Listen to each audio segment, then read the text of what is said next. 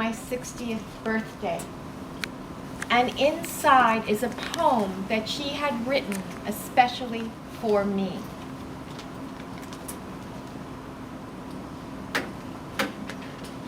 My darling Sarah Lee, as time goes by so fast, I took the time to reflect on the past. In your pre-teens, I failed you as a mother. I wasn't a role model, and neither was your father. At the age of 9, I sent you away for a year. That was my worst day, for I shed many a tear. Your father moved from place to place till I could no longer keep up the pace. Finally, at age 14, you ran away and came to Esther for a place to stay. Oh, miracle of miracles, God heard my prayer. I knew one day God would finally hear. At age 15, we lived together but couldn't get along. I walked out on you even though I knew it was wrong. I hope that someday you'll forgive all my mistakes.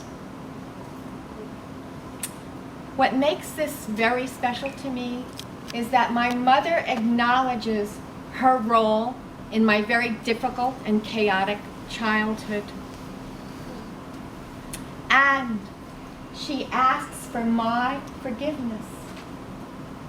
So what is forgiveness? It's something you can give and something you can receive.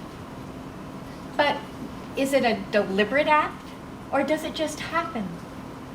Tonight, I'm going to share a little bit of my life with you to show how forgiveness has shaped it. Mom, did you always know you liked women? Yes, honey. I think looking back, I always knew I loved women. Well, why did you get married?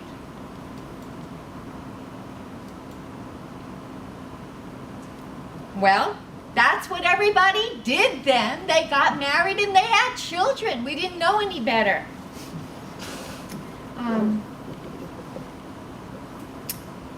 Well, why did you stay with him? Why did you, Mom? Well, look, your father, he was so good looking, I couldn't believe he wanted to be with me. He had a very bad temper, though, and he would do terrible things. He did things like cut up my clothes. I had this beautiful fur coat, and he cut it to pieces.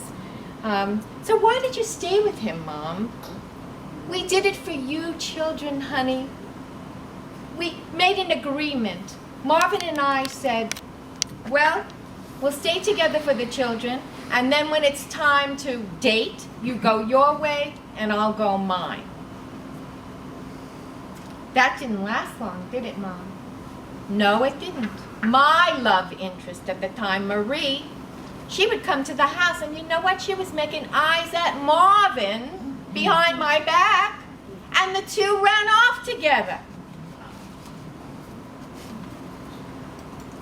A couple of years into the marriage, my mother began to acknowledge her feelings for women. That was over 60 years ago. She began to dress like a man, work like a man, and play like a man. She left my brother and me in the care of different relatives, and as a result, I attended many schools. And at one school, this is what I wrote. How I like school so far.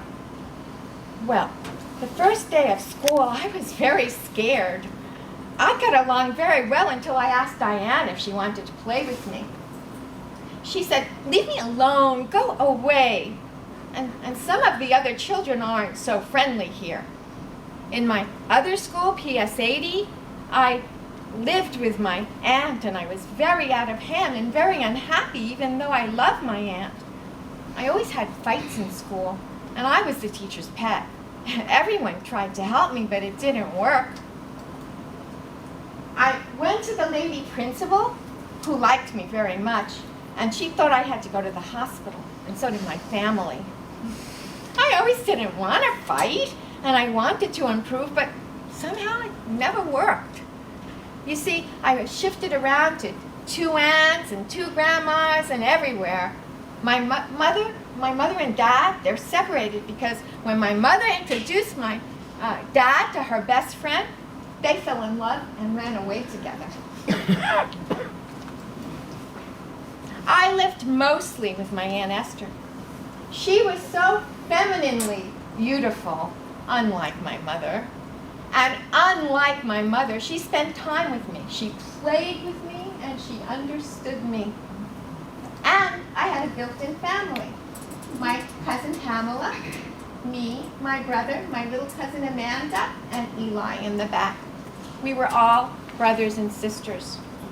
It seemed so unfair that my Aunt Esther wasn't my real mother. A couple of times, Mom tried to make a go of living with my brother and me, and it usually ended in disaster. Like the time she made fried chicken for us, she set the kitchen on fire. And sometimes, in the middle of the night, we'd wake up to find we were alone. Mom, where are you? It's dark. Where are you, Mom? Sarah Lee, I'm scared. It's okay, Frankie. I'll stay with you. I'll take care of you. Don't worry. We cried ourselves to sleep.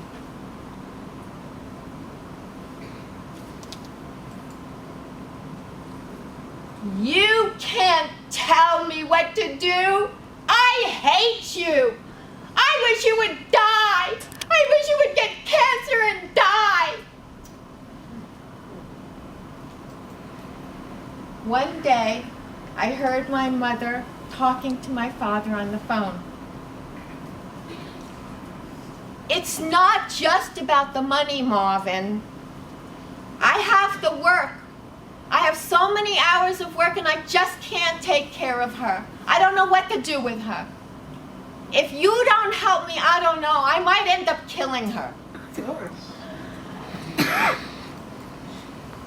Marie, the woman who stole my father from my mother, could not have her own children. So it was decided that they would take me for a while, and what began as helping my mother became an actual kidnapping. I did not see my mother for almost 5 years. I was sure she had abandoned me.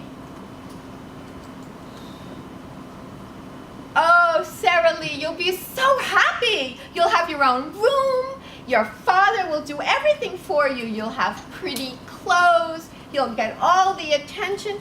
But Aunt Esther, I don't want to go. Please don't make me go. I don't want to leave the family. Please. I was frightened that evening when they drove me to the airport. They put a name tag on me like a piece of luggage and entrusted me to a stewardess. They waved goodbye. I remember looking out the window and seeing the lights of the runway and then the lights of the city. It was all so beautiful. And then I got sick. When we arrived in Miami, my father and his wife were waiting. They took me home, and my own room turned out to be a couch in the dining room. That first night, we sat in the living room, and I was coloring in my coloring book, and for the first time, I was the only child around. There was no one else, and I was expected, and I thought I was wanted. But before the night was over, my father slapped me in the face. I had never been hit in such a way before, and never so violently. I can feel the sting even now. I knew from that instant that it was a mistake to be there. I was trapped. Yes, they wanted a child, an idea of a child, but not me. Neither of us, and from that moment on, my father and I were at war, and neither of us would give in. If I was like him in any way, that was the way. and we hated each other for it. He was determined to break my spirit, as he often said, and I was determined that he shouldn't. I lived with Marvin and Marie for 5 years. It was a time filled with emotional and physical abuse. At the age of 14, an opportunity arose where I could leave that abuse behind, and I took it and I ran away. We were visiting New York City one day, and I remembered that my grandparents lived nearby. I went in search of them, looking at mailboxes and ringing bells, and I found my Aunt Esther. She lived on the top floor of a 3-story walk-up, and I rang the bell, and she called down. "Who is it?" "Sara Lee." "Who?" "Sara Lee." "Sara Lee! Oh my God!" About 2 hours later, my mother appeared.